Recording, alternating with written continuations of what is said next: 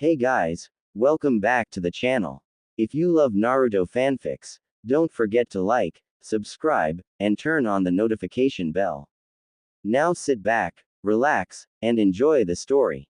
Let's begin with part 1. InoHana usually was not assigned missions with shinobi outside her own family or her team. She worked best within her pack, and she preferred caring for her dogs when they needed her most. But the Hokage had needed a tracker, and Hana was available. The scroll had been easy to find, even if Hana hadn't cared for her temporary team.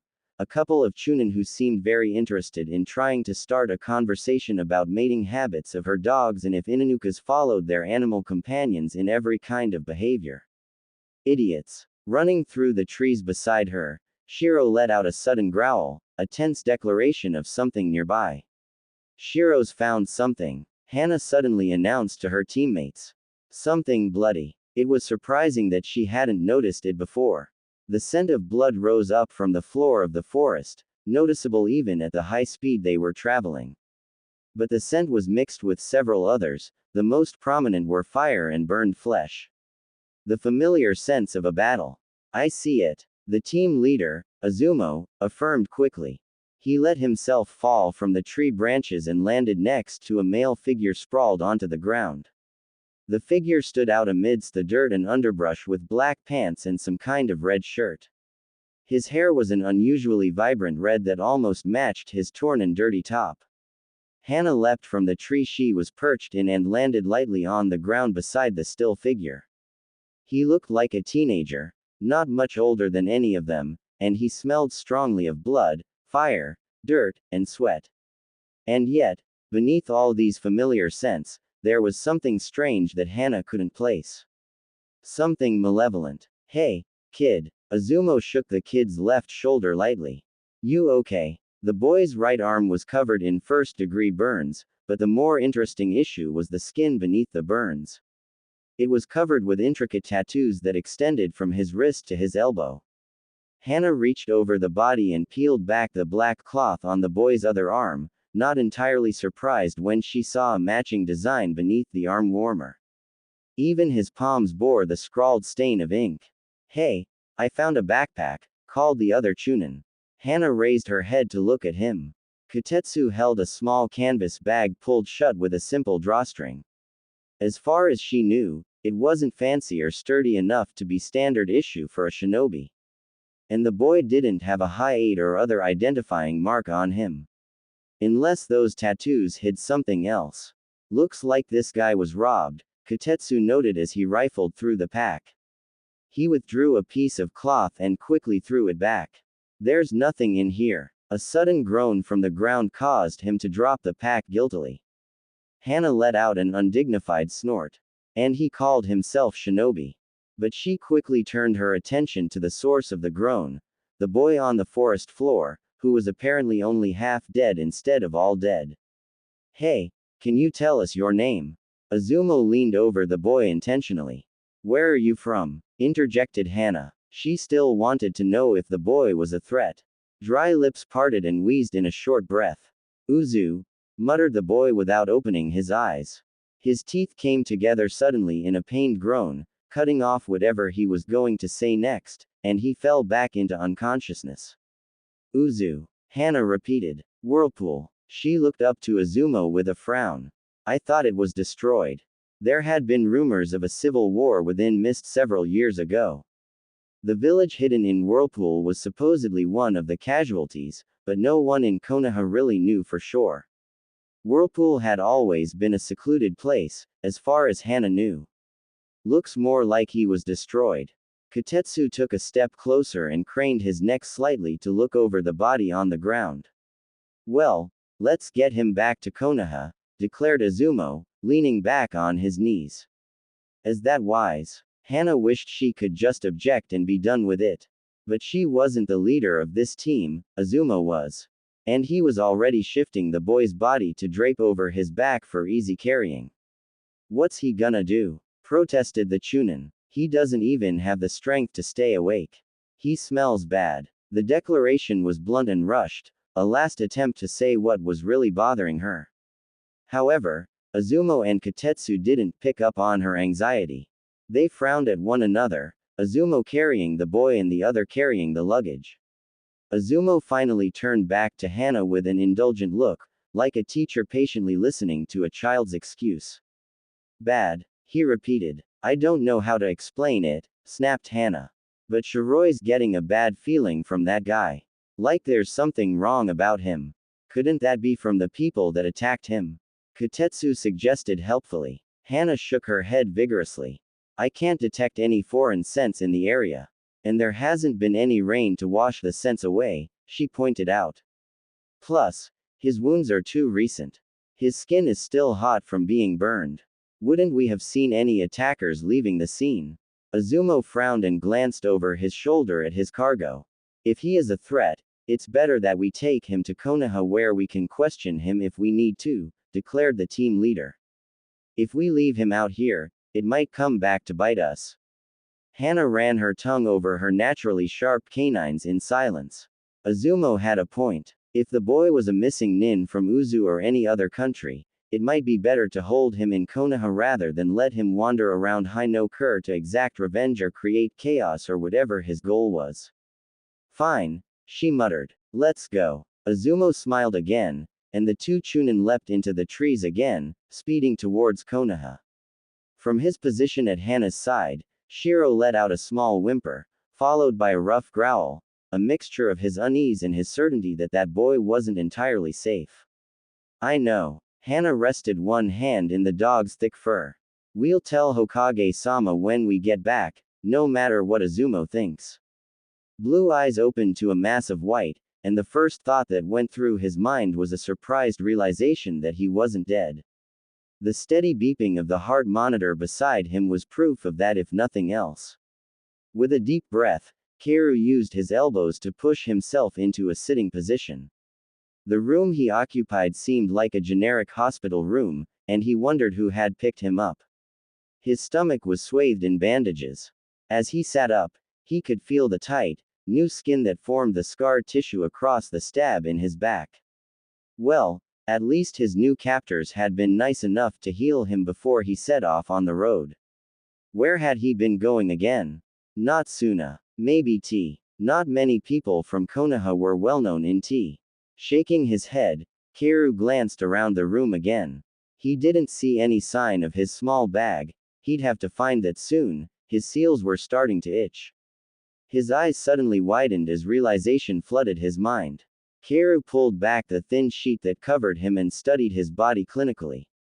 He was dressed in light hospital pajamas, and his arms were rid of their coverings, which left the complex designs on his forearms exposed for the world to see. That wasn't good. He could be identified by those markings more than anything else. He couldn't see anything on his stomach other than bandages, and for a moment Kaoru considered ripping them off just so he could check the skin underneath for something that only he could understand. But the sound of a door opening made Kaoru fix his attention on the room instead.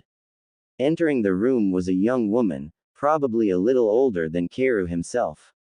She was dressed as a nurse. He didn't think she was old enough to be a doctor or a med nin. After closing the door behind her, the brown-haired nurse looked up and saw Kaoru sitting up in his bed, his hands beneath the covers. Oh, you're up. She sounded slightly surprised, as if he had been expected to remain at death's door a while longer. Well, having a demon in one's stomach had to count for something occasionally. Hi, greeted Kaoru nervously, mostly because he wasn't sure what else to do. He kept his arms tucked beneath the sheet for a moment, wanting to keep his secrets to himself before realizing that any doctor worth his salt would have removed his clothes for a full view of any wounds he might have had. As a result, they already knew about his markings. Kaoru hesitantly slipped his arms out and settled them on top of his lap, staring at his hands instead of at the nurse. Well, that's a good sign, she was quick to reassure him brightly. You must be more hardy than we thought. Kaoru chuckled. Hardy had never been a word particularly associated with him. Pig-headed, maybe. Stubborn, definitely. He began again, could you tell me where? His question stopped short when the door opened again, this time to reveal a young man with dark hair hanging in front of his face, pinned down by the hide he had wrapped around his head. In the center of the metal band was a spiral symbol with a sharp triangle on one side.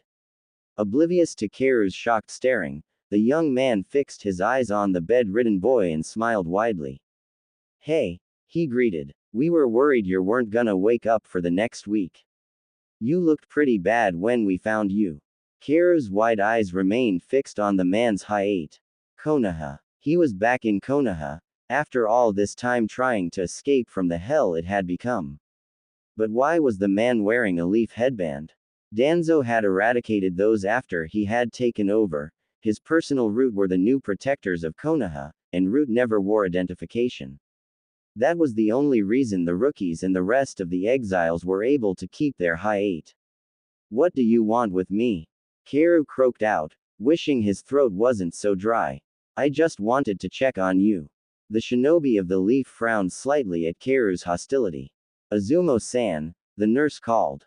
Taro-sensei mentioned that Hokage-sama should be informed of his condition once he woke up. Karu nearly snapped his vertebrae trying to turn his head to look at the nurse instead. Hokage. There wasn't a Hokage anymore. Not since Danzo had killed Tsunade in the coup that destroyed half of Konoha. What the hell were these people trying to pull? A sudden spasm of pain racked through Karu's midsection, beginning near his spine and traveling to his navel, searing into his skin with a familiar burn that he had come to associate with a grin of sharp teeth and red chakra. Karu clutched at his stomach with one hand, digging his fingers into the fabric that concealed his bandages, and grit his teeth to hold back the cry of pain that forced itself up his throat and battered against the back of his teeth. A wave of nausea followed the stifled cry, and Karu leaned over the side of his bed.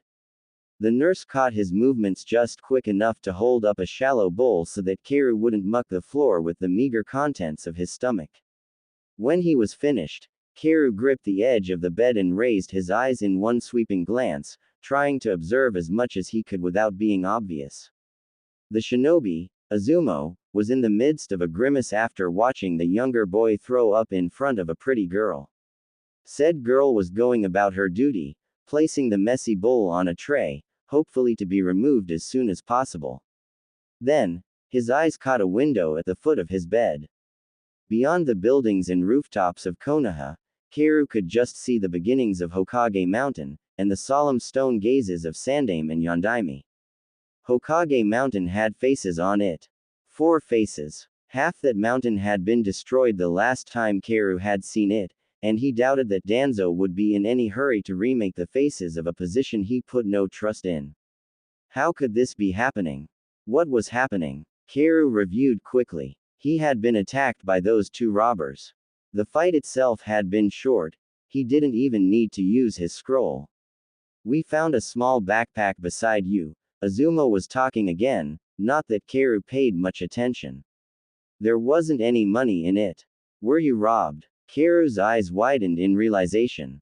He had gotten out his time freeze scroll. It had been one of the Fuin jutsus he was working on perfecting, a seal that would cause whoever was caught inside it to freeze in time. The results were similar to Shikamaru's Kujumange no Jutsu, but Karu's victims were truly frozen, unable to move or think beyond the moment the seal was activated. Karu hadn't activated the scroll, but he still remembered the voice that refused to die without drastic actions. And now his seals were paining him like they usually did after a release. The combination of the demon's chakra with the time freeze seal. Shit. Karu's head sank back against his pillow tiredly. Was what he was considering even possible? Could the seal have transported him backwards in time, before everything went to hell? "I'm sure we can get you back on your feet in no time." Azumo gave him a reassuring smile, taking a completely different reasoning for Karu's swearing. "I'll tell Taro-sensei you're awake," announced the nurse. She took the soiled bowl carefully in both hands and hurried out of the room, leaving Karu alone with the ghost of Konoha in the form of a ninja named Azumo. Karu stopped short and swallowed hard to clean the bile out of his mouth. "When you found me, was there anyone else?" Azumo cautiously shook his head. "Were you traveling with someone?" The dark-haired nin asked. Kaoru let out a dry chuckle. Thought I might have taken one of those bastards with me, he explained. If they had been inside the seal, maybe it was possible. But Kaoru had heard them running away even if he hadn't seen them. Well, it was probably a good thing he hadn't brought a souvenir from his time.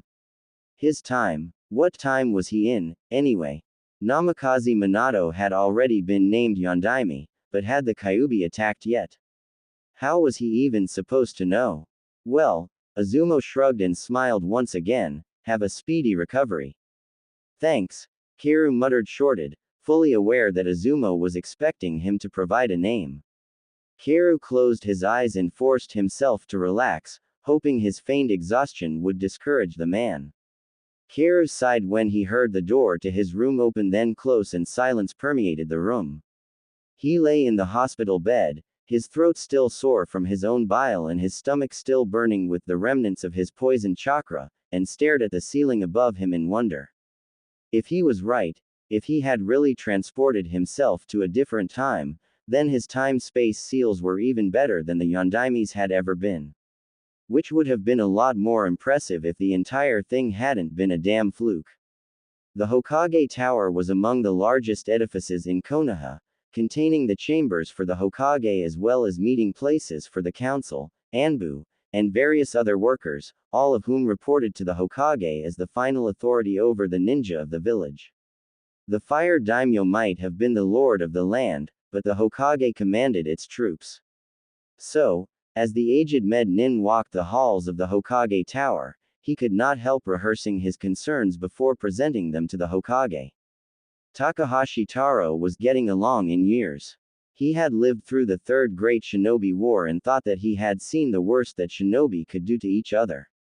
He would never forget the smell of burnt flesh or the gaping wounds that he had treated in Konoha's hospital as Konoha's defenders trickled back into the village from their missions. But despite his experience as a med nin, even through the war, he had never seen anything quite like the patient that he was currently puzzling over. Hence, his struggle to find the right words to explain his trepidation to Hokage-sama. All too soon, Taro found himself standing in front of the large wooden doors that would lead him into the Hokage's office. Taro took a deep breath and raised his hand, tapping the wood briskly with his knuckles. A friendly voice invited him in, and Taro entered the large office. Good morning, Taro-san. The gray-haired man behind the desk was smiling already, a pipe clenched comfortably between his teeth. Ah, morning, Hokage-sama, Taro returned the greeting humbly. He paused as he tried to remember the speech he had laid out before coming. He supposed it was a sign of his age that he was already forgetting things. You seem troubled, Sandaime noted honestly. Is there something on your mind? Yes. Taro nodded. Sandaime did have a way of putting one at ease with his paternal nature. It was surprisingly easy to forget that he was considered the strongest ninja in Konoha. It concerns the boy that Azumo's team recently brought in, began the med nin. His wounds were severe when he was brought in, and yet he has healed at an alarming rate. At first we thought he had just been attacked and robbed while traveling, but has he said something to make you suspect otherwise? Interjected the Hokage when Taro trailed off hesitantly. No, Hokage-sama. Taro quickly shook his head in denial. In fact, he hasn't said very much at all the few times he has woken up. He seems very disoriented and a bit frightened, I think. Azumo himself had described the boy's reaction when he awoke. Taro still had no idea what had caused the nausea, unless the patient had been allergic to some of the medication or antibiotics he was taking. But then, there had also been the quiet demand, "What do you want with me?" In front of Taro, Sandaime simply sat attentively, a thin wisp of smoke traveling upwards from bowl of his pipe. All he was carrying was a small pack, continued Taro, with a spare shirt, some basic first aid supplies, a few scrolls, an ink block, and 2 brushes. We haven't been able to open the scrolls, they seem sealed somehow. That was a strange bit of information, according to Taro. In order to know anything about seals, the boy would have to be a shinobi. But there was no Hittite on him or in his pack. The only identification he has on him are the strange tattoos we found on his body, Taro finished with a frown. If they are tattoos. The markings on the boy's arms and stomach were by far the most bewildering feature of the patient. Taro had never seen any symbols like them, so he couldn't be sure they weren't a declaration of the boy's allegiance to a rogue shinobi organization or even a yakuza. But there was something else about them. Something that made Taro uneasy. I see, murmured the Hokage. He removed the stem of his pipe from between his lips and blew out a cloud of sweet-smelling smoke. His eyes stared unseeingly at the desk in front of him. The quiet voice snapped Taro's attention back to the office he occupied. With your permission, Hokage-sama, Taro's voice grew determined and professional, I would like to have a seal master look at him so that we may deem him a threat or not. The old man raised his eyes to Taro and smiled as if they were discussing the state of the weather instead of a strange patient who could be a danger to the village. Certainly, he agreed. I'll come myself this afternoon. Taro's eyes widened in surprise and concern. Yourself, Hokage-sama. He confirmed, just in case his old ears had heard the man wrong. However, the Hokage's amused smile made Taro doubt that the man was joking. Don't worry, chuckled the Hokage. I'm not quite a dotard yet, Taro-san. Taro nodded, somewhat reassured. It was foolish to be worrying, he told himself. The Hokage would surely have knowledge of the boy's symbols, and if he didn't, he would know what actions to take. Settling back in his chair, Sandaime tapped the ashes out of his pipe into a small tray on his desk as his face took on a far less jovial countenance. InoHana was also worried about the young man, explained the Hokage. She claimed that her Ninken sensed something off about him. Sandaime looked back at Taro. It would most likely be best to proceed with caution. Besides, I would like the opportunity to see these tattoos for myself. Yes, Hokage-sama. Taro bowed slightly and turned to escort himself out. A measure of relief filled him at the prospect. Surely, the Hokage would know what to do. Sakura-chan. A mass of red and pink, twisted horribly and broken. No, couldn't be broken. Someone as strong as her couldn't be so broken. But she was. Sakura-chan. Her name was spoken again, an almost whisper this time, almost as broken as her body was. Naruto. The cool voice of logic, as he had always been.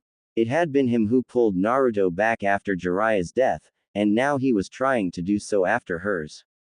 But this was different. Naruto, we have to go. They were still in danger. Akatsuki was after him and him alone, so Akatsuki had attacked, but why did she have to die?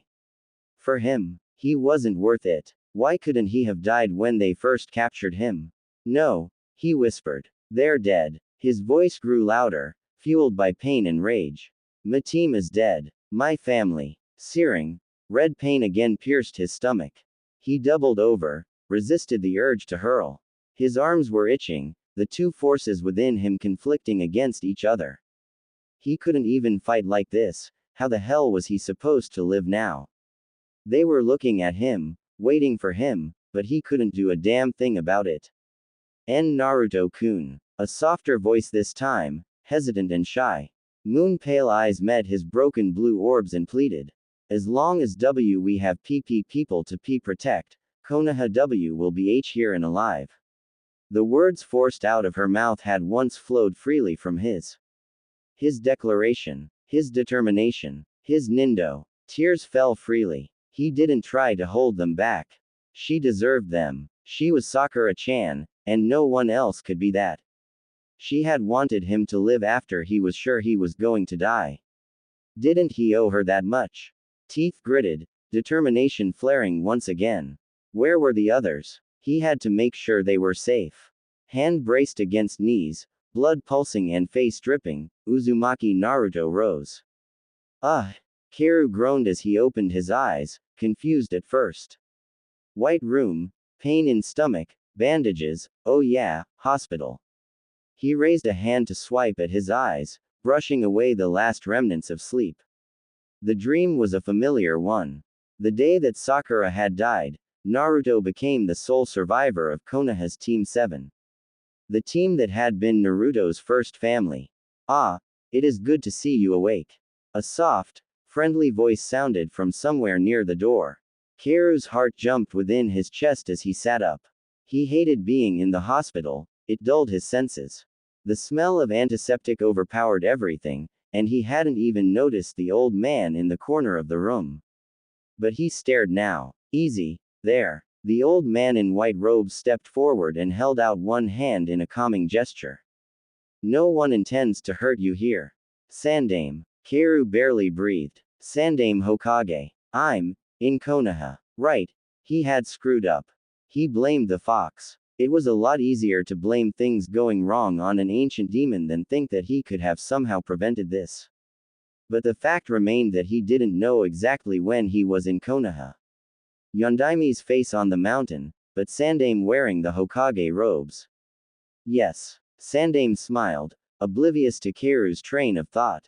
I'm afraid you have an old man at a disadvantage. I can't remember if we've met. Keiru's eyes snapped to the old man who had been his first example of a shinobi, of a Hokage, and he blurted out the first thing that came to mind. You look different than the mountain. The Hokage looked amused at that response. Stone is not the best representation of one's face, I'm afraid. He paused, glancing over the figure in the hospital bed. Keiru noticed that the man didn't have his all too familiar pipe. They probably didn't let him smoke in the hospital. Keiru missed the scent of smoke that he always associated with the man. Your name? Inquired the old man in the same kind voice. Keiru. That had been his name for the past 3 months. He might as well keep it. Do you know what happened to you on the road? Keiru looked away and frowned. They were trying to rob me, he answered without naming names. They probably would have succeeded, too. It's not like he was in any position to throw them off while trying to contain his evil. Stupid. He stopped short, wondering where the Konoha shinobi had found him. Would there even be robbers where he had been? He wasn't that close to Konoha when he had been attacked, so maybe they carried him back. Keiru sighed and covered his eyes with one hand. Maybe it would have been easier all around if he had just pretended to have amnesia. I don't know, he finally finished. I don't remember everything. It was a cop-out, but he couldn't do any better. It was a little late for amnesia, anyway. I understand you're from Whirlpool. The voice came from beyond Keiru's curtained eyes. He sincerely hoped the slight tensing of his muscles wasn't visible. Why did they think he was from Whirlpool? Did they recognize him? But he couldn't look too much like Uzumaki Naruto anymore. He lacked the markings of a Jinchuriki, and his hair was the wrong color. No, someone had been talking to him when he lay bleeding. He remembered a question. His name. What had he said? Uzumaki. Damn, had he been that stupid? Why were you on the road in the first place? The Hokage asked. Keiru paused, his thoughts racing. What excuse could he possibly think up? He could be traveling, looking for a new place to live, so that he would be invited into Konoha. But that kind of excuse was flimsy. They might think he was a spy. But what other reason could someone have for traveling from Whirlpool to? Keiru met the Hokage's gaze again, a sudden idea forming. I was looking for someone, the red-headed boy answered carefully. Someone in Konoha. Uzumaki Kushina. Kakashi had told him about his parents after Konoha fell, abruptly and without much detail. Keiru still thought that he had only done so because there was no one else left who knew about Uzumaki Kushina and Namikaze Minato. But it had been a small comfort to know that Yondaime hadn't picked him simply because he was unwanted and unloved, an orphan designated to carry the Kyuubi. Meanwhile, his careful statement was having a strange effect on Sandame. The man had frozen in his place, his dark eyes fixed sharply on Keiru. How do you know her? Demanded the Hokage. Keiru sat up straighter, his eyes hopeful for the first time in he didn't know how long. Sandame knew Kushina, which could mean that she was still alive. Keiru knew that he hadn't had a mother when he was a kid, but there had to be someone taking care of him as a baby, right? Maybe his mom was alive. She's my cousin. The lie came out quick and easy, dismissed immediately in favor of more answers. I'm looking for her. Do you know where she is? The Hokage sighed and let the tension seep from his worn body. Kaoru saw and wondered if he would hear once again that he was alone in the world. Well, you are still in the process of recovering, the Hokage noted simply. Kaoru grit his teeth together to keep from swearing. It'd probably be a bad idea to swear at the Hokage, especially since he didn't have the reputation of Konoha's #1 knuckle-headed, hyperactive, surprising ninja. He still didn't know if Kakashi had meant that as a compliment or insult. Then, Kaoru saw Sandame's eyes flicker to Kaoru's bare arms and the dark designs that still remained exposed. Impulsively, Kaoru grabbed at his right forearm with his left hand, as if that would be enough to hide the markings. Hey, you didn't. Kaoru stopped and caught his breath. Couldn't shout. Kaoru wasn't known for shouting in this Konoha. No one did anything to these, did they? He asked nervously. Why wouldn't you want them to? The Hokage frowned. They're seals, answered Kaoru honestly. I hate having them, but they keep me alive. And he was supposed to stay alive. Although, this time freeze-turn transportation thing was making things a bit more complicated than he liked. Would his seals still work? I see, was all the Hokage said, contemplatively. Sandame stared at Kaoru, at his worried and hopeful eyes, at his red hair, at the dark patterns on his arms, half covered by a desperate hand.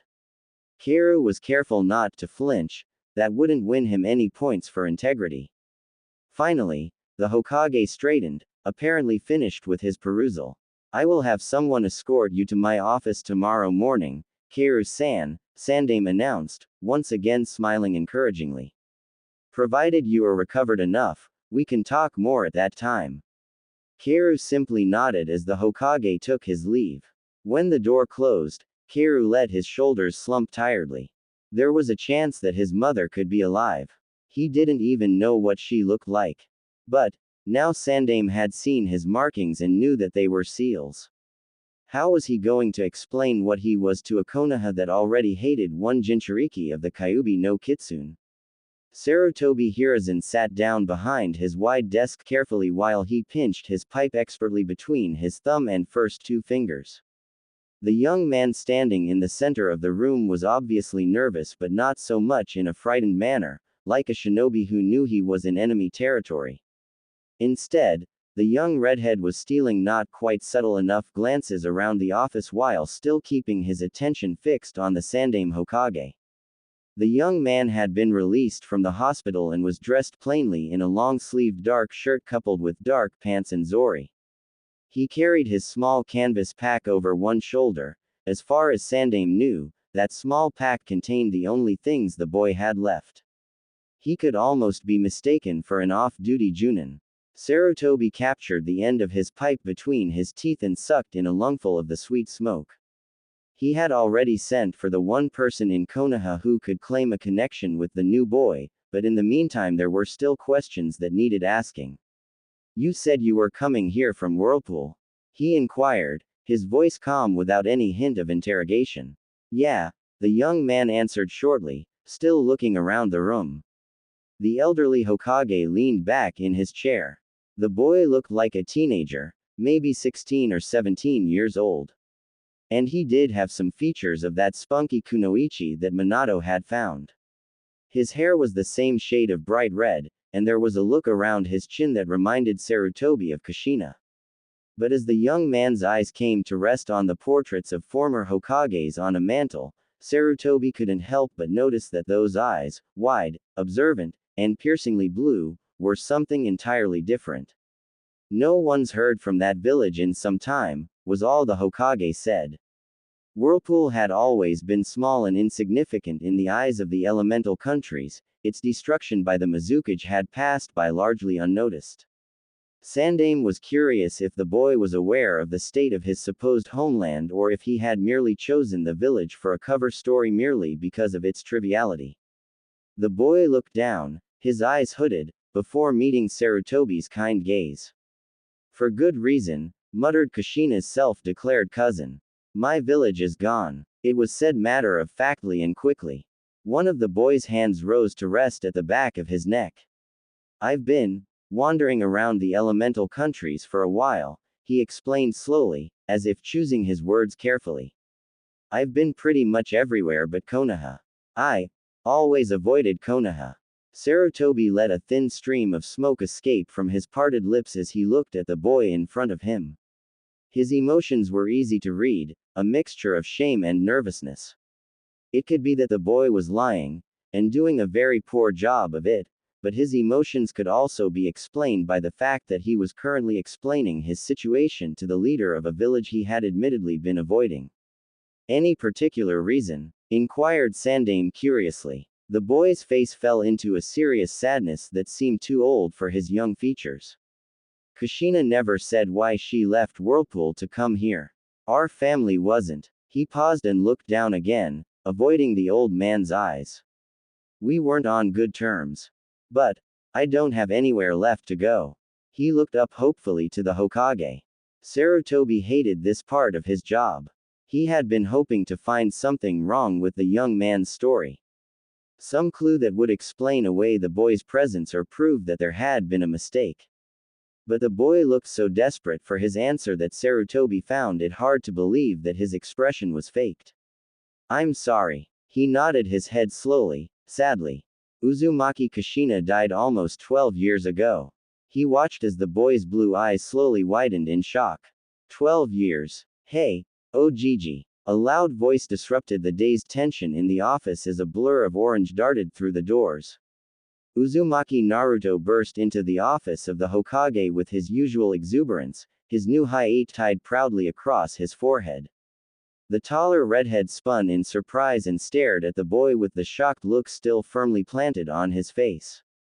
What's going on? Naruto demanded, ignoring the Hokage's guest completely. I have to get ready for tomorrow. The corners of Sarutobi's mouth lifted amusedly. Nothing, not even the recent realization of why everyone in Konoha was so cold to him, could keep Uzumaki Naruto down for long.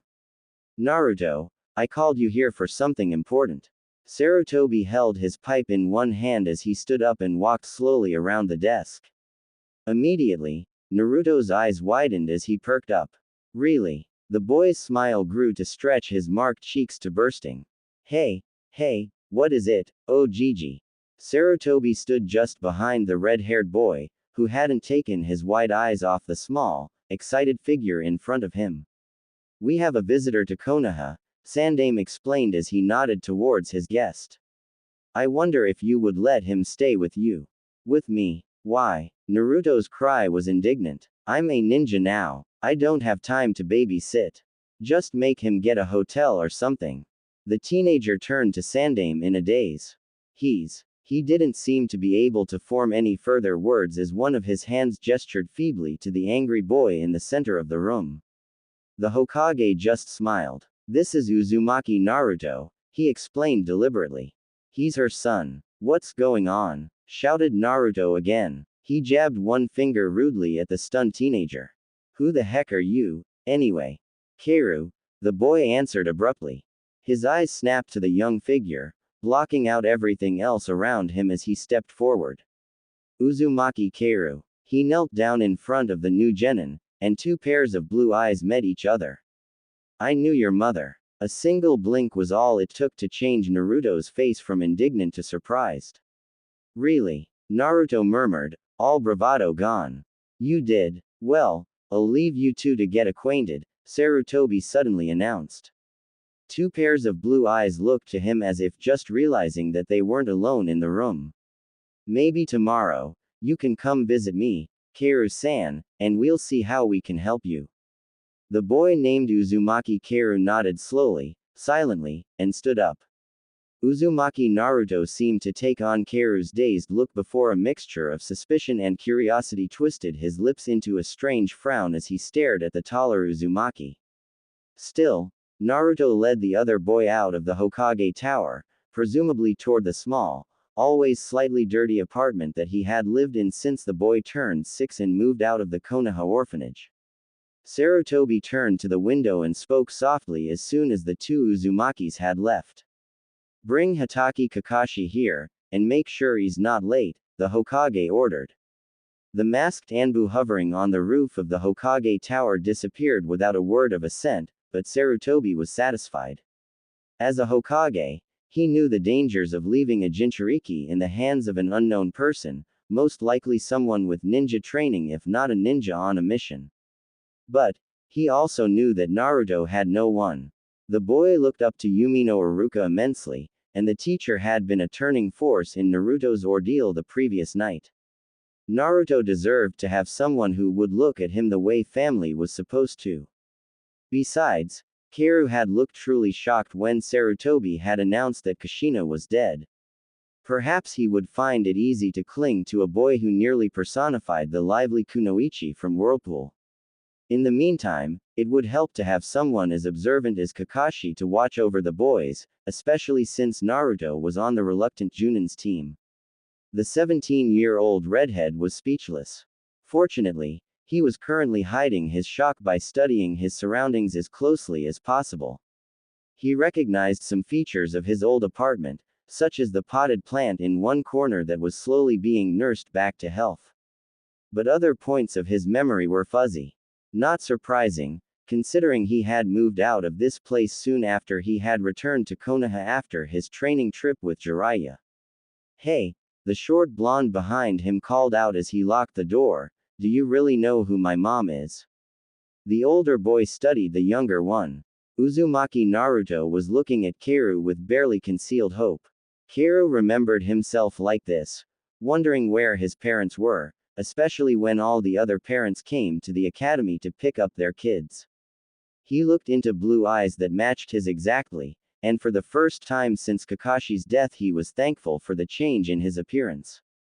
"Uzumaki Kushina," Kaoru answered. Might as well stick with the lie he had already propagated. He didn't think it would take much to adapt it to his current situation. "She was my cousin. She died in the Kyuubi attack." Chalk up yet another reason to hate the damn fox. Like he had needed any more. "Oh." Naruto looked down, falling silent for only a moment before his eyes turned once again to his newfound relative. "What about my father? Did you know him, too?" This time there was no attempt at concealing anything, the boy was desperately hopeful. It was that look that decided Kaoru's answer more than anything.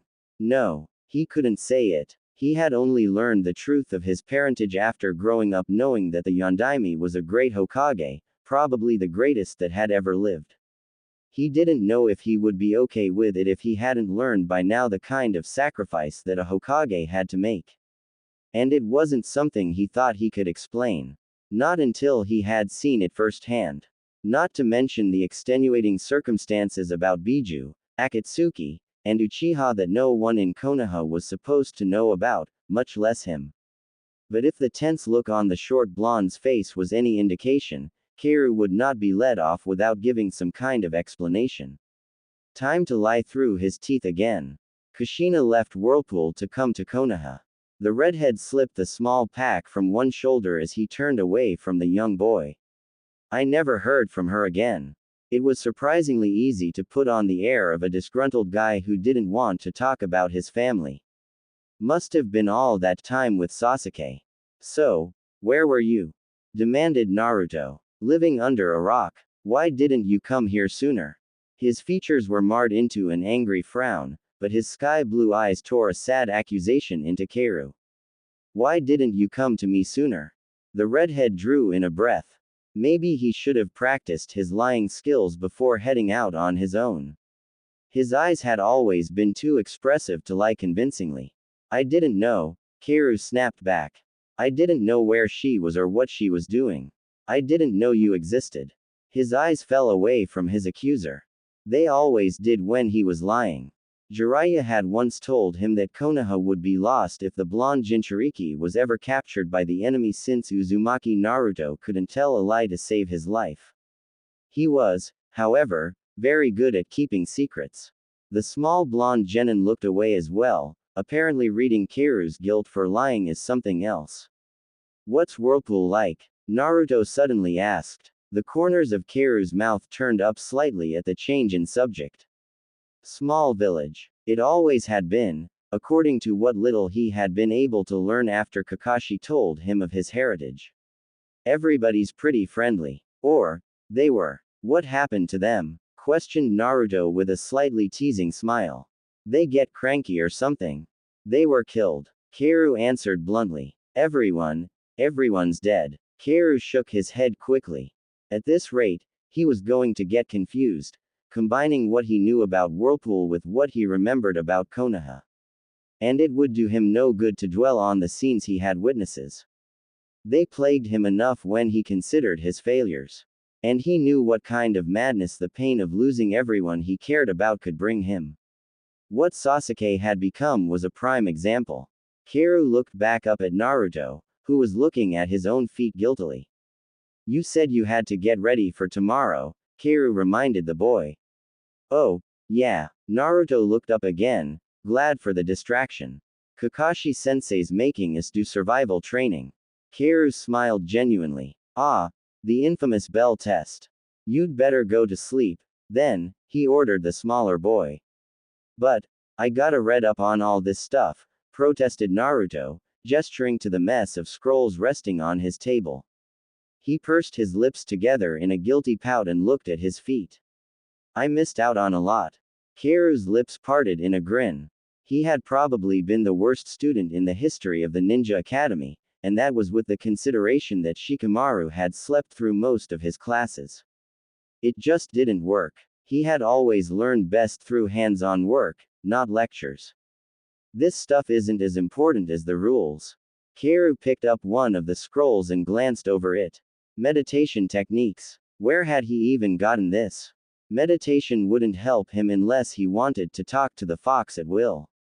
Might be a helpful tool at times, but he had never really enjoyed his conversations with the giant demon. Huh, what rules? Naruto's confusion broke into Kaoru's thoughts. The older boy set down the scroll again and turned to face his younger self. The rules, he repeated simply. The rules that apply to everyone in life, not just shinobi. The rules was his own name for what he had learned from listening to stories, from traveling with Jiraiya, and from seeing that there were some traits that everyone shared. Life had taught him its lessons, and Kaoru had learned if only because his choices were pay attention or be killed. You know, those rules, Kaoru declared with a nod, like a sensei to a student. And one of them is, get a good night's sleep before you face scary one-eyed Junin. The adolescent frowned slightly and stared at the teenager, trying to bend his words into something his mind could comprehend. Kaoru smiled in triumph at the boy. He reached out a hand and tousled the blonde hair. Go to sleep, Gaki, he commanded again. Hey, I'm not a brat, shouted Naruto. Kaoru ignored the shouting, picked up his small pack, and dumped it onto the lumpy couch in Naruto's large front room. Among the pack's scanty contents were several scrolls and brushes, as well as a slab for mixing ink. You got a bathroom. Kaoru could use a shower, and his arms were starting to itch again. Naruto grunted his assertion and pointed out a door that Kaoru already remembered. Kaoru stepped into the small, grimy bathroom and closed the door behind him, peering at the mirror. A tired face stared back at him with eyes the color of ocean depths. He raised a hand and stroked the red hair at his temple, just to confirm that it was his. This was why he didn't like mirrors. He didn't even look like Uzumaki Naruto anymore. The markings on his cheeks, which had always looked like whiskers to him, were gone. He lifted his arms and pulled his long-sleeved shirt over his head. He would have to get some new clothes, but that would present a new problem. He didn't like leaving his seals exposed for everyone to see, but he hadn't been able to find his red gi or the arm warmers that had covered them. Between his fight with the robbers and the backlash of his freaky jutsu that wasn't supposed to happen, they had probably been destroyed. So, he needed to find a way to hide the seals that made him what he was, a demon. 6 months after the fall of Konoha, Uzumaki Naruto leaned back in the chair he had fallen into and wiped his mouth. He could still taste the bitter bile on his tongue, and he spit a gob of discolored saliva into the bowl beside him. A steady hand appeared in front of him with a glass of water. Naruto grimaced as he took it, greedily swallowing the liquid to rid his mouth of the foul taste. The three others in the room watched silently for a moment before the sole female knelt in front of Naruto's chair and placed her hands on his stomach. "Don't drink so fast," Ino commanded in her med-nin voice. "You'll just get sick again." Naruto didn't respond as he handed the empty glass back to the stoic Cage. He'd have to apologize later to Gaara for stinking up his office. "Has this been happening often?" Ino turned to the dark figure in a corner of the office. "Ever since we got back from Iwa," Shikamaru muttered around the cigarette dangling between his lips. He had been smoking more often now. It was hard to separate his scent from the smell of cigarette smoke that followed him constantly. Naruto sighed slightly as he felt the muscles around his abdomen relax from their state of tension. The pain subsided under Ino's glowing hands until Naruto felt he could breathe again without being in danger of losing his lunch and dinner, and whatever else he had been able to eat. A soft clink made him look up to see Gaara setting the glass down on his desk. The Cage was 16 now, only a few months younger than Naruto, but the robes made him look older. He still had those dark circles around his eyes, proof that it remained as hard for him to sleep as it had ever been.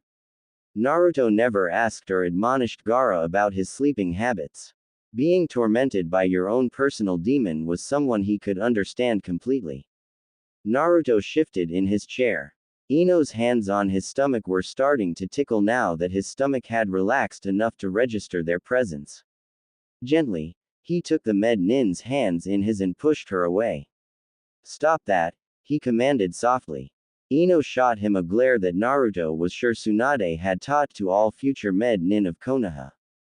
"Naruto, where are the others?" Naruto demanded of Shikamaru before Ino could get started on her rant. Shikamaru gave a simple shrug. "They're on their way. What's the hurry?" One side of Naruto's mouth turned up in a lopsided attempt at his famous grin. "What's wrong? Too troublesome, Nara?" asked a red-headed Naruto sarcastically. He hoped that Shikamaru wouldn't notice his hands curling into fists on his knees, but knowing Shikamaru, it was wishful thinking. In truth, Naruto wasn't looking forward to the conversation he knew was coming. For whatever reasons they had, the rookies had started looking to him for what to do after Konoha fell. Fat lot of good it did them. They had been cut down to half their original number. Naruto swallowed a sudden rising of bile again and tried not to let his discomfort show on his face. It had been Kakashi who first named them the rookies. 4 three-man teams of Konoha genin who had all taken the Chunin exams during the Sound Invasion and survived. Not only survived but helped defend their village. The title was an ironic one, derived from the fact that all 12 of the former genin could give their teachers a run for their money by the time they were 15 or 16. Naruto looked up when he heard at least 2 sets of decisive footsteps. Neji entered the office of the Cage first, his stride purposeful and confident, followed by Hinata, whose sandaled feet barely made a sound on the wooden floor. Kiba brought up the rear with Akamaru limping beside him. The white dog hadn't walked straight since Pain had first entered Konoha and destroyed a quarter of the village in his search for the final Jinchuriki. That had been the first of Naruto's successive failures. Naruto had been at Mount Myobokuzen, training, when he heard about the Akatsuki's attack. In their drive to find him, the rogue organization had ransacked Konoha. Naruto arrived only in time to lure Pain and Konan away from Konoha, letting off a burst of Kyuubi's chakra that had the entire village in an uproar. It was only after Akatsuki had retreated that the full damage was seen. Guy had lost his life, leaving Lee and the rest of the taijutsu specialists team devastated. And then, there was the backlash of explaining exactly why Akatsuki was after Naruto. He didn't know whether to be pleased or guilty that all of the rookies took the news so well. They never blamed him for his enemies, or the struggles he faced with his demon. Now, even the remnant left of Konoha looked to Naruto for leadership. But, as usual, Kiba was the first of them to demand an explanation.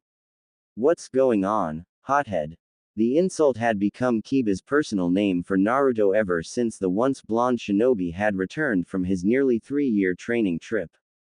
Naruto just swallowed nervously and rose from his chair. He peeled off the black arm warmers that covered his forearms, flinching when his thumbnail scraped against the dark seals. The room became quiet at the sight. Naruto had never explained his seals to anyone, not even the other 5 remaining rookies. They only knew that the seals on his arms held back the Kyuubi no Kitsune.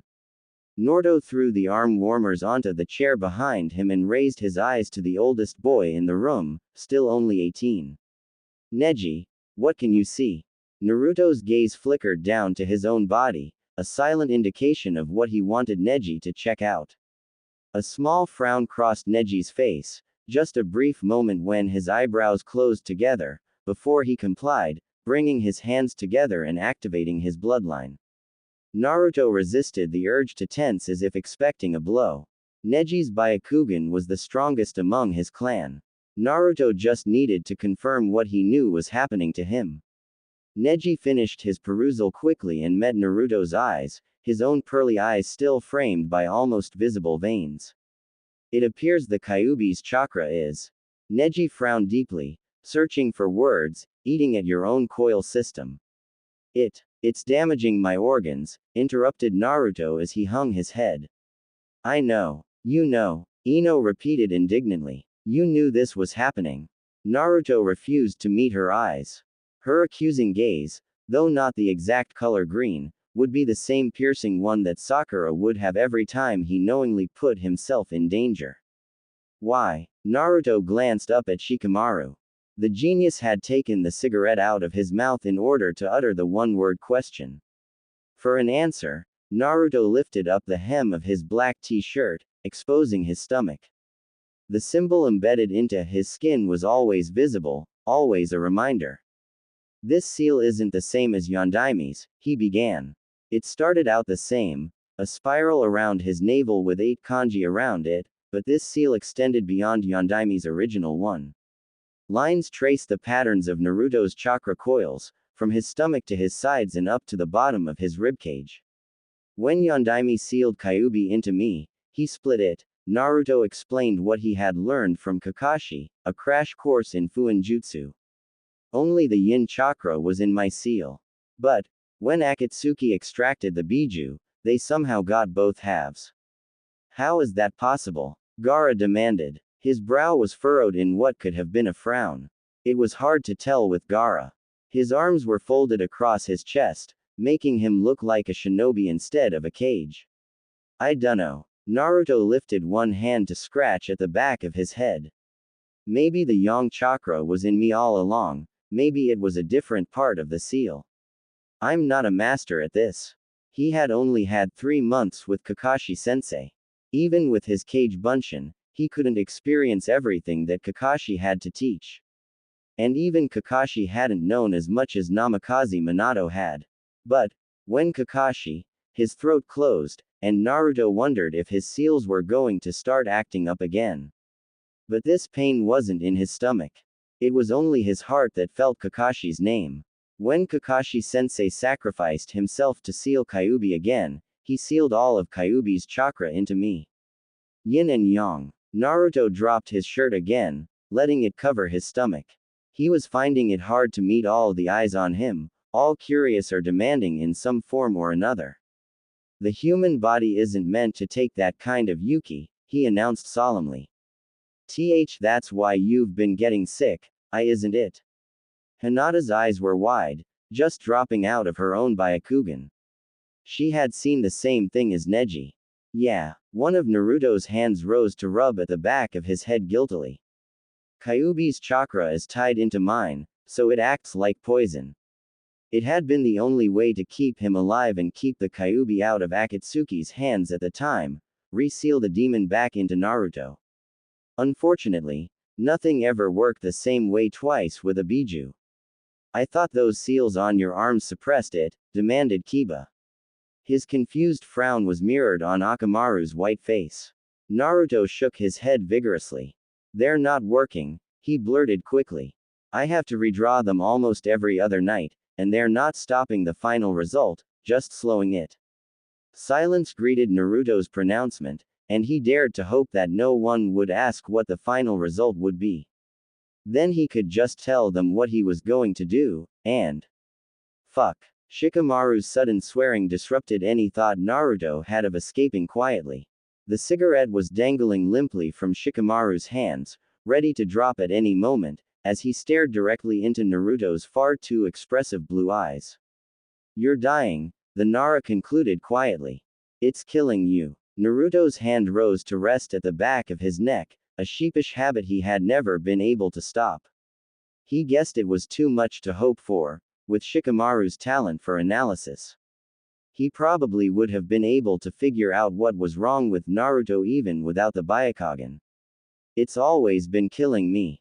His head dropped down. Both Tsunade and Jiraiya had warned him about relying on the fox's chakra. Any time he drew it out, his lifespan would shorten. Just going faster now. The silence was tense and uncomfortable. Hinata's hands remained clasped in front of her as her lips moved, trying to form words that no one could hear.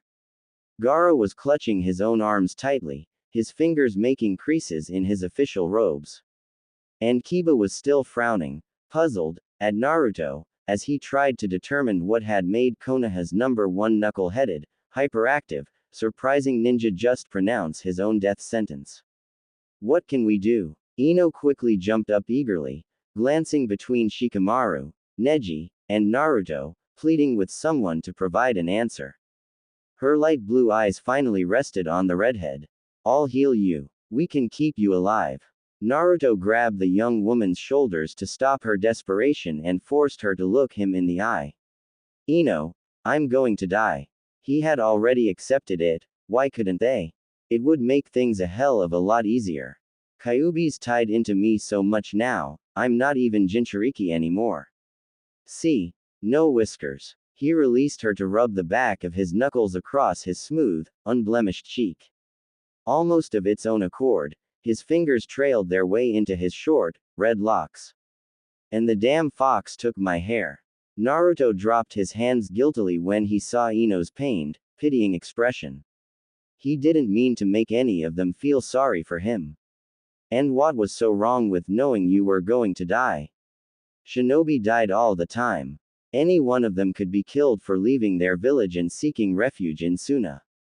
The fact that he was going to die because of a giant, evil fox rather than one of Danzo's root just gave him the slight satisfaction that the traitor wouldn't get the bounty on Naruto's head.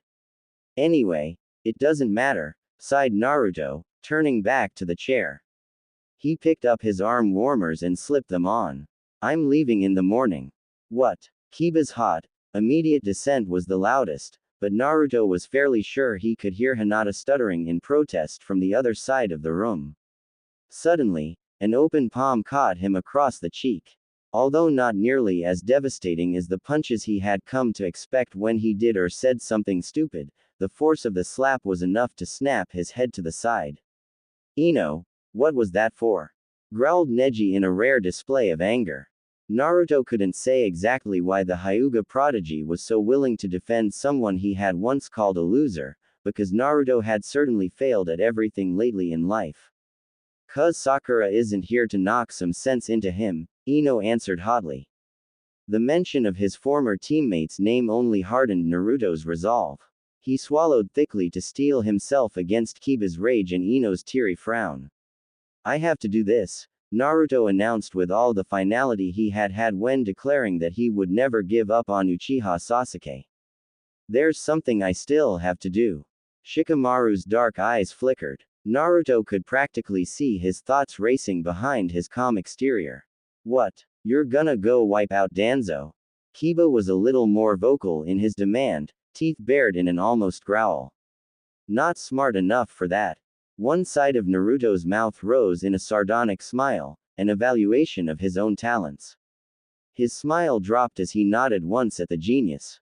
"He's Shikamaru's. I gotta find the last Uchiha." "You're planning to die," Neji stated in realization. His Byakugan was still active, taking in all of Naruto's features, changed and unchanged, as well as the nonverbal signs that proved Naruto was just as serious about this as he had ever been about anything regarding his former village. Naruto just lifted his shoulders into an uncaring shrug that Shikamaru would be envious of. Nothing I can do about that, he said nonchalantly. As long as I take him with me. Although he would never admit it out loud, Naruto thought he had a good idea of how Sasuke had felt when he left Konoha. Sasuke was determined to do anything for the power to kill the one who had killed his family. Naruto would do the same thing to the one who had killed his. The Avenger had to be avenged. Someone should go with you, Shikamaru declared suddenly. It's troublesome, but don't even think about it, Nara. Naruto's gaze turned sharp as his eyes snapped towards Shikamaru. You gotta take care of Akio. Akio was the newborn son of Kurenai, the son of Shikamaru's former sensei, and Naruto knew how important the child was to Shikamaru. This was why he had to go alone. All the rest of the rookies still had teammates or at least family they had to look after. I'll be fine on my own. Naruto waved one hand to reassure his comrades gathered in the room. It would be better for you to remain here. Gaara's tone was quiet but firm, and Naruto had no doubt that his statement was actually a command. Naruto just folded his arms across his chest, mirroring the Kage's pose. Can't order me around, Gaara, he declared cheekily. I'm a nuke nin, remember? Gaara's shoulders slumped in relaxation, which Naruto found strange. The Kage wasn't normally one to give up so easily. Please, murmured Gaara. Naruto's arms fell to his sides, and his eyes found the floor abruptly.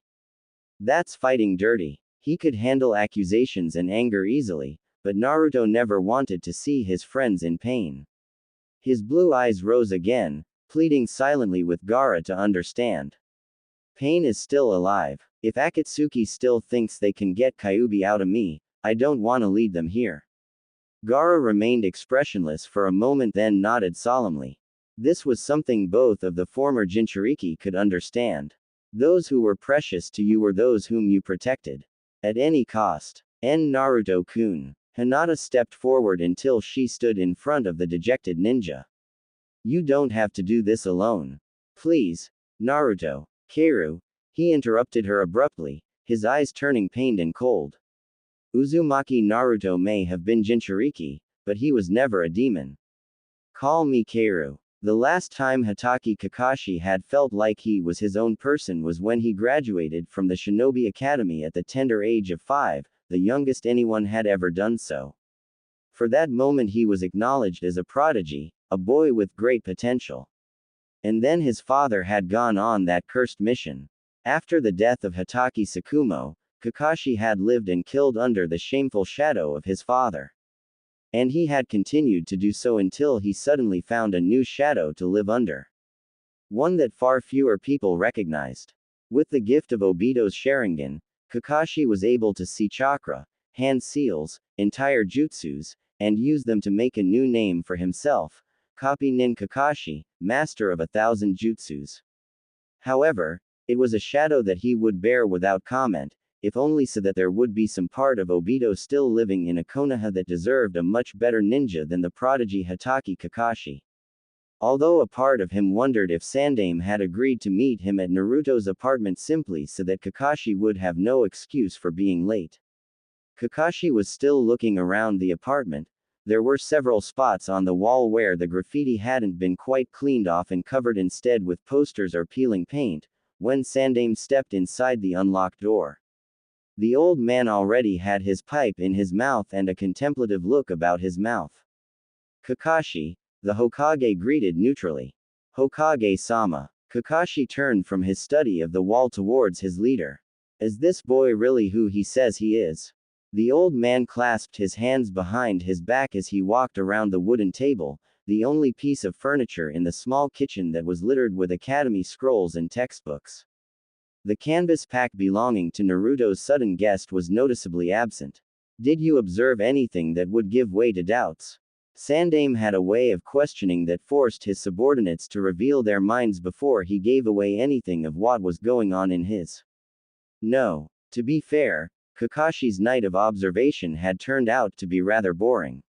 He told Naruto about Kushina, but he said he didn't know anything about his father. They didn't talk much before Naruto went to bed. Kaoru stayed up, drawing on his arms with his brushes, but then he slept on the futon. There were some small indications of Kaoru's presence. A carton of expired milk was discarded haphazardly in a garbage can, and the small cushions on the futon were straightened. Kaoru had left the apartment shortly after Naruto sped off to the training grounds to wait for a sensei who now stood in his living quarters. Kakashi still didn't know where Kaoru had gone, due to his necessary meeting with the Hokage. I see. Kakashi's singular uncovered eye snapped to the old man, darkening with the suspicions he usually kept firmly hidden under his crooked Hitai-8.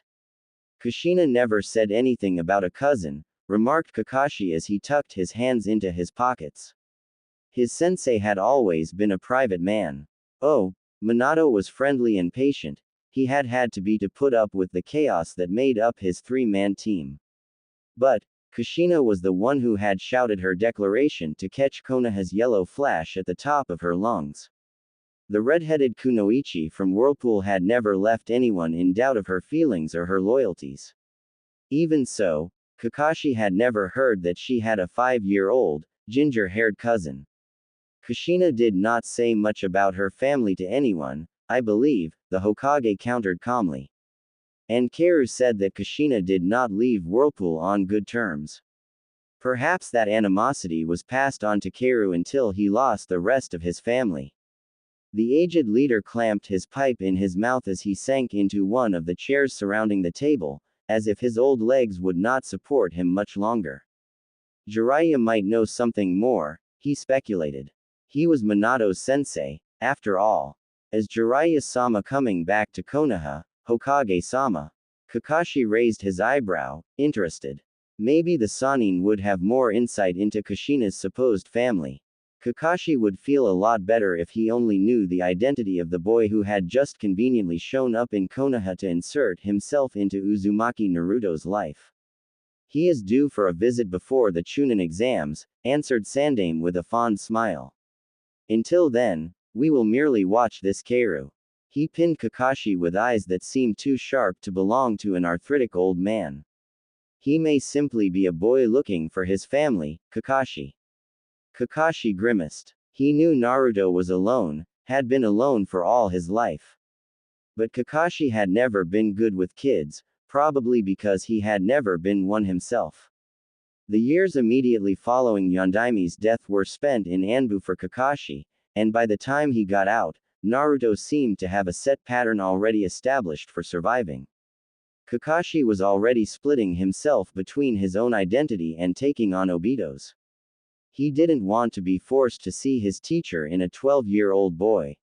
Speaking of which, isn't your new team waiting for you? Sarutobi was smiling widely now, as if sharing an inside joke with the lazy Junin. If they are unfortunate enough to become my new team, Hokage-sama, replied Kakashi, they'll have to get used to it. A part of Kakashi was secretly hoping that this team would fail just like all the others he had tested. It would make his life much easier. But a larger part, including the blood-red eye he kept covered, desperately wished that this one team, the jubilant boy who wanted to be Hokage, the boy who had seen too many horrors for one so young, and the girl who blushed in front of her crush, would be the one team that Kakashi could pass.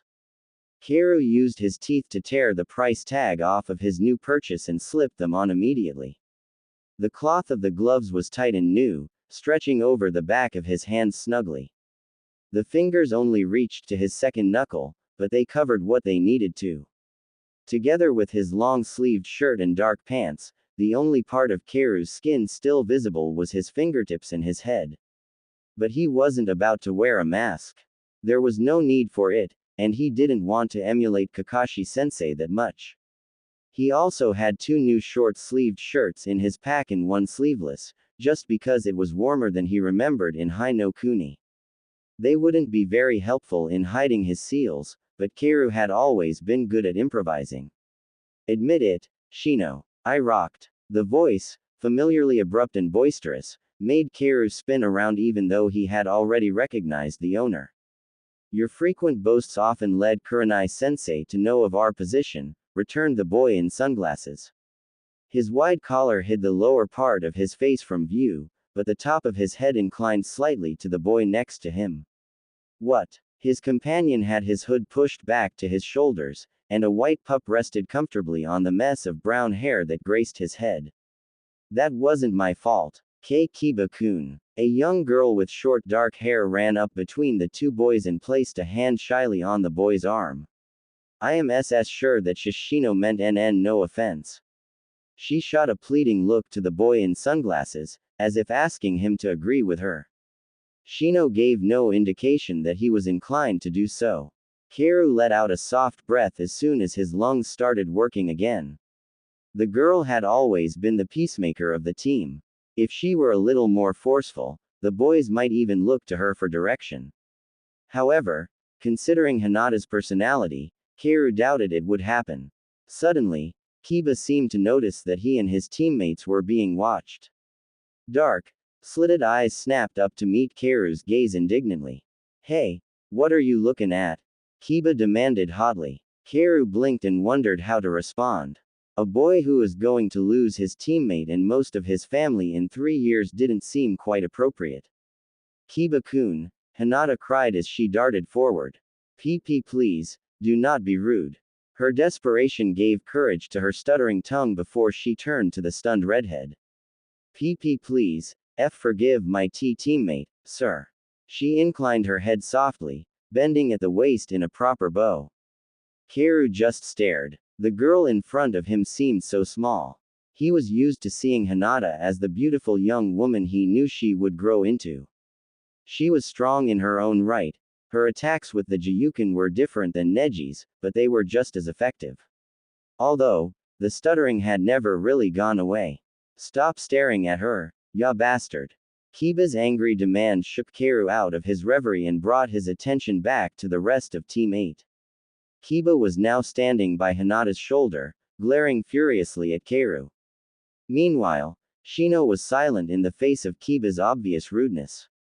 Granted, Shino was usually silent unless logic dictated that he speak up. But this felt more like an agreeing silence than a bothered silence. Kaoru felt Shino's observant stare and knew that the core of Team 8 was already there. Shino and Kiba would do anything to protect their girl. Kaoru smiled down at the kids then turned away. Those three would be fine. Weirdo, he heard Kiba mutter from behind him. The opportunity was simply too good to pass up. Like you're one to talk, dog boy. Kaoru half turned back to Team 8 and smirked mischievously. Kiba's eyes widened in shock before suspicion and anger narrowed them again. Akamaru jumped from his perch, landing on all fours next to his master, his hair bristling as he shared Kiba's offense. Kiba, Shino, a firm yet feminine voice interrupted the staring contest. Kaoru's smile fell as he turned toward the voice. It was strange to see Kurenai in her regular Junin uniform instead of the civilian or maternity clothes she wore after Naruto had gotten back from his training trip. Throughout her pregnancy and even after Akio had been born, Kurenai had been expressly forbidden from participating in missions by Shikamaru, Kiba, and finally Naruto himself. None of them were willing to let Akio lose both of his parents. My fault, Kaoru quickly claimed, but he couldn't resist one last barb. I shouldn't be teasing the kids, I guess. Who are you calling kids, punk? Demanded Kiba, still riled. Kurenai stepped up and laid one hand on the boy's shoulder, stilling his actions. Kaoru forced his face to remain calm as he inclined his head towards Kurenai the same way one would to an elder or higher-ranked ninja. Then, without a word, he didn't want to risk baiting Kiba again, he turned around and started walking down the road again. Kiba, he heard Kurenai call from behind him. You're a ninja now, you should exercise some self-restraint. But, sensei, that guy was staring at Hinata. Protested Kiba, like he was a perv or something. Kiba-kun, Hinata pleaded to deaf ears. Kaoru dared to glance over his shoulder at Team 8 once more.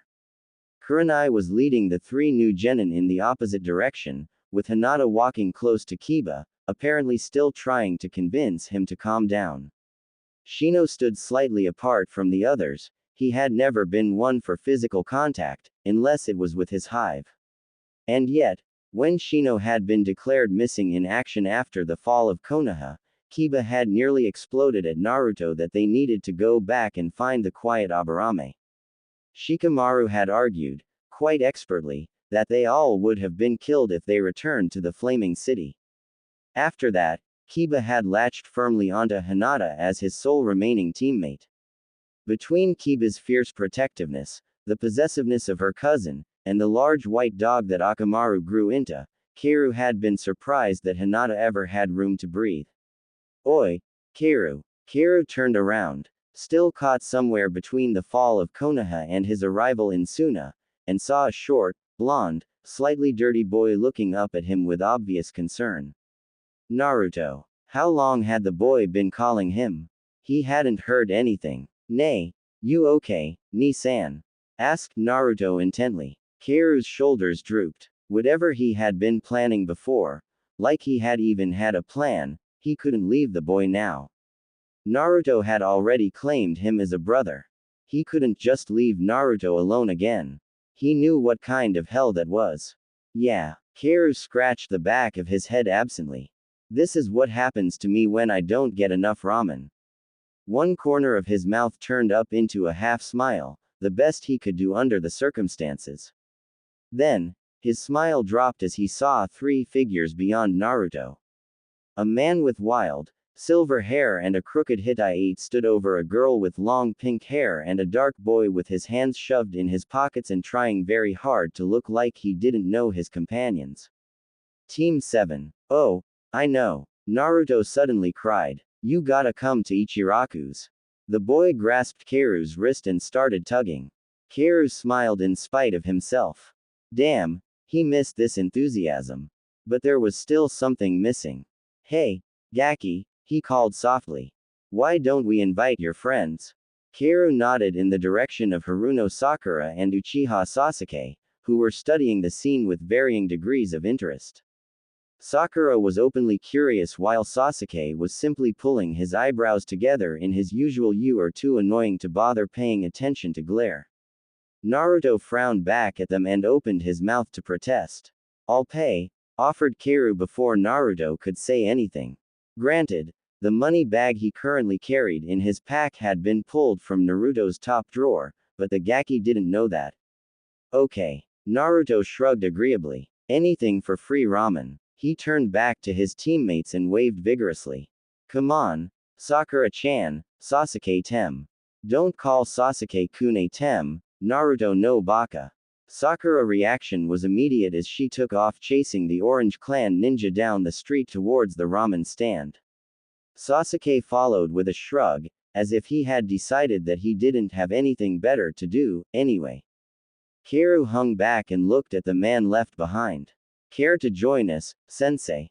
He struggled to keep his voice even. The last time he had seen Kakashi, the man had been bent over a dying Naruto, calling upon the Shinigami to take Kakashi's life in exchange for a seal that would keep Naruto alive. Ma, sighed the Junin.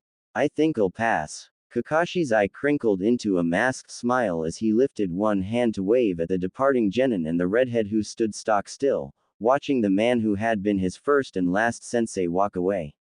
Kaoru tightened his grip on the strap of his pack and turned away as well. Naruto would never let him hear the end of it if he didn't show up to pay for the ramen. See, Kaoru ni-san, this is the best ramen stand ever. Naruto's happy cry filled the small room of Ichiraku's. Sakura blushed and quickly glanced over her shoulder to see if anyone else in the noodle stand had noticed the boy's erratic behavior.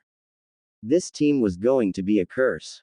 It was just her luck that she had to be put on the same team as Uzumaki Naruto. She supposed it was her comeuppance for getting her wish to be on the same team as Uchiha Sasuke. Yeah, the teenager's soft agreement broke Sakura out of her thoughts. The redhead had done little but order a bowl of ramen and stare at the three brand new genin who were currently eating with him. Naruto was oblivious as usual, slurping his noodles with abandon. Sasuke seemed to be doing his best to pretend that he wasn't there at all. But Sakura watched as Naruto's Karu-ni-san allowed his bright blue eyes to drift from Naruto's happy oblivion to Sakura's observant stare. She lowered her eyes quickly and told herself not to blush. It wasn't working very well. I didn't know you had a brother, Naruto, Sakura commented, just to distract herself. To her surprise, it was Karu who answered, as Naruto's mouth was filled with noodles. Technically, the kid's my first cousin, once removed. His blue eyes crinkled as he smiled and reached out one hand to touzle Naruto's hair. Naruto swatted the hand away with a grumpy pout, and Sasuke actually looked up from his non-existent bowl of ramen. You're his father's cousin, the Uchiha asked with a slight frown. Karu's eyes flickered to the dark-haired boy at the end of the counter, his smile suddenly dimmed. His mother's, corrected Karu. He quickly looked back to his ramen. But I commend you on your observational skills, Uchiha. We were never introduced. Sasuke's frown deepened. Sakura realized that Sasuke was right. She only knew the redhead's name because Naruto had shouted it at the top of his lungs. And Karu had never asked for theirs. MMPH. Karu looked up from his bowl with several noodles hanging from his mouth. At that moment, Sakura thought that Karu and Naruto looked very much alike, removed cousins or not. How did you know my name? Sasuke demanded, a touch of impatience in his voice. Karu's eyes dulled slightly, and he looked back down at his miso ramen. Must be the eyes, he muttered.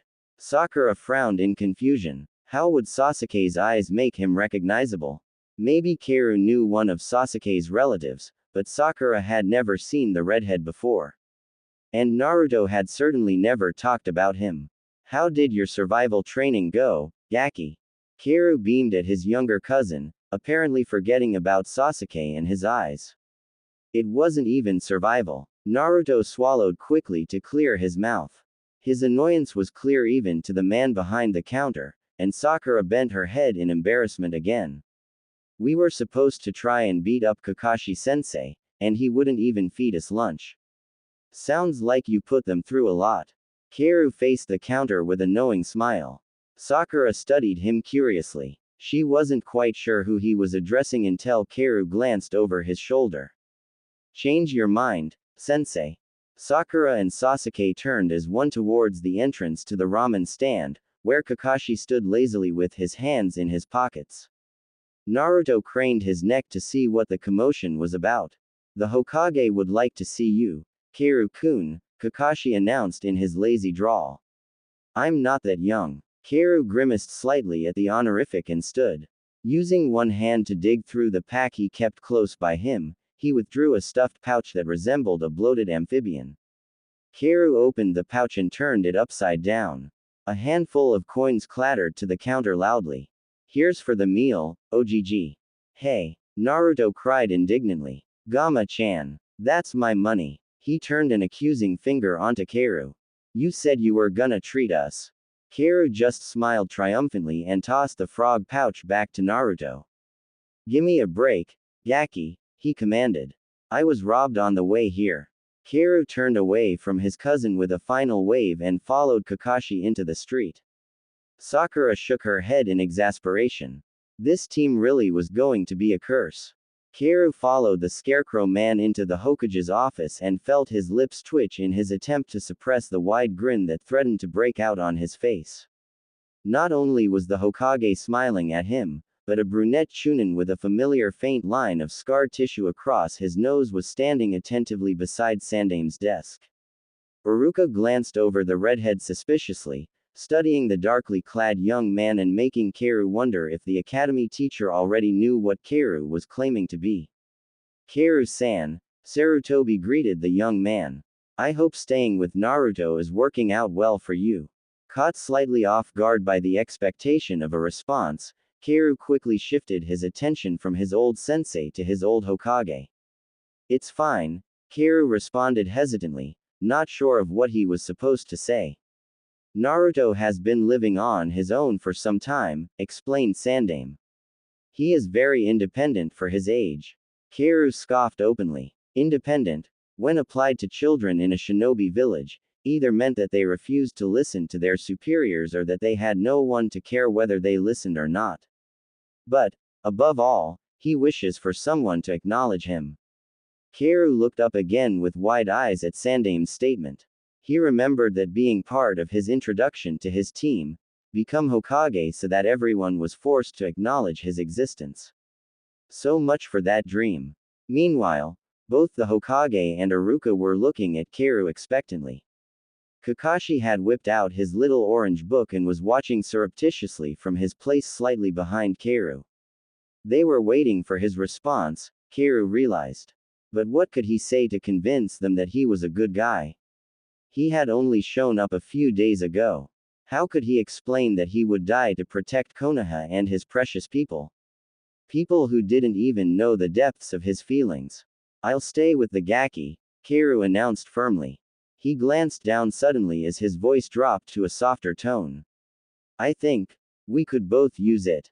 Well, Sandame suddenly took on a serious demeanor as he leaned forward and folded his hands on top of his desk. There is something else you should be aware of. Naruto has been through a lot in his life. Kaoru listened with only half his brain as Sandame explained how the Kyuubi no Kitsune had attacked Konoha, how Yondaime had sacrificed his life to seal the demon, how Uzumaki Naruto was now the container for the fox. And how he was shunned because of it. Yeah. Kaoru's simple murmur was more to prove that he was still listening than any kind of acknowledgement of a story he already had memorized. Naruto is forced to live with Kyuubi's shadow over him, continued Sarutobi, and all the villagers are aware of it. Despite his station as a genin and a loyal citizen of this village, they fear him. And people hate what they fear, Kaoru interjected with a nod. I know. I understand, Hokage-sama. Better than you think. He curled his hands into fists and shoved them into his pockets, despite the fact that he knew his seals were covered. I see, said the Hokage, his eyes studying the young man in front of him. Kaoru silently pleaded with whoever was in charge of these things that the old man wouldn't question him further about his empathy. He still had to figure out a way to explain the fact that he was a Jinchuriki to a demon that was already sealed. And his wasn't quite as secure as Naruto's. Well, then, a bright smile suddenly lit up Sandame's features. I think we should find you a more permanent place in the village. Are you a skilled worker? Ah. Kaoru brought one hand out of his pocket to scratch at the back of his head. If he told many more lies, he was going to have a hard time keeping them all straight. I've never been anything but a ninja, Hokage-sama. Even when I was wandering, I hired myself out as a mercenary. It wasn't quite a half-truth, more like a truth without any specifics. Kaoru had done shinobi work for pay. Most of his time after he had left Suna had been devoted to finding the remaining Akatsuki members and killing them, but he still needed money to live. So he had found people who wanted bandits scared away or protection on their own journeys, basically D-ranked missions that wouldn't attract much attention. It at least gave him enough cash to pay for meals and lodging whenever he had been forced to stop at a town. Indeed, Sarutobi's voice showed nothing but curiosity. What rank did you hold in Whirlpool? I was genin. Now that was true. He had always been too busy either training or fighting to take the Chunin exams after he had returned to Konoha, and afterwards, he was considered a missing nin and nobody cared about what rank he was.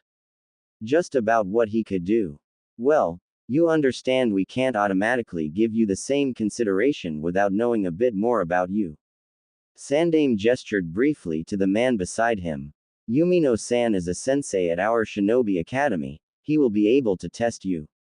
Iruka started suddenly at the attention. He had been staring at Kaoru throughout the conversation, taking in the boy's words and reactions. The studious stare made Kaoru slightly nervous, like he was an academy student caught in yet another prank again. Certainly, Hokage-sama. Iruka recovered quickly and moved to stand in front of Kaoru. Obediently, Kaoru performed each task as Iruka called for them, Henge, Kawarimi, and Bushin no Jutsu. He was tempted to perform his Waroke no Jutsu instead of Henge, just for old time's sake, but that probably wouldn't go over well when he was trying to appear unsuspicious. Anything else for practicality, Iruka-sensei? Inquired Kaoru with a smile as he dismissed his bushin. He was lucky that his chakra control was better than it had been when he graduated. At least now he knew not to pour so much chakra into a simple bushin. Iruka frowned at the title but continued with his job. How are you at taijutsu? Kaoru frowned. There were several ways he could answer that one. He had never had the taijutsu ability that Lier Neji had, but he had trained hard enough that he was probably above a normal genin. Then again, he was a 17-year-old genin, and that wasn't exactly normal, even in peaceful times. I'm all right. He finally shrugged. Very well. Sandame didn't contest Kaoru's vague statement. You can demonstrate with Kakashi-san. Kaoru glanced, wide-eyed, over his shoulder at the one-eyed Junin who was reading his dirty book nonchalantly. What? Kaoru demanded, shoving a thumb at Kakashi. Me against him. Iruka-sensei is the only other qualified, explained the Hokage calmly. I'll take a Chunin over Sharingan Kakashi. Kaoru snapped before the old man could finish. It took him all of 5 seconds to realize that Kakashi wasn't looking at his book anymore. Don't look at me like that, commanded the teenager when Kakashi continued to stare at Kaoru instead of his Ika Ika paradise. You've had a reputation since Iwa. You're not old enough to remember the war, returned Kakashi immediately. The speed of his response alone told Kaoru that Kakashi was already suspicious. This fight was not going to be pleasant. Kaoru closed his eyes and resigned himself to a weak retort. I told you, I'm not that young. Not with everything he had lived through, and now everything he was going to have to do just convince his precious people to let him stay in the village he would do anything to protect.